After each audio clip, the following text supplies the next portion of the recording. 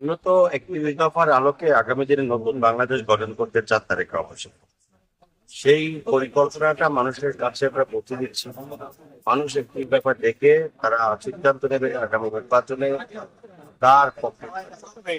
আমরা ধানের শীষ ক্ষমতায় গেলে বা বিএনপি ক্ষমতায় গেলে তারেক রহমান সাহেব কি কি পরিকল্পনা নিয়েছেন এইটা আমরা মানুষের কাছে করছেন। এবং আগামীতে যদি আমরা বরিশাল 5 সদর আসনে যাকেই মনোনয়ন দেওয়া হবে আমরা তার পক্ষে কাজ করবো এবং 31 দফা আলো থেকে নতুন বাংলাদেশ গঠন করার জন্য আমরা কাজ করবো। বরিশালে অনেক সমস্যা আছে। বরিশালের মানুষের চিকিৎসার সমস্যাটা সবচেয়ে বেশি।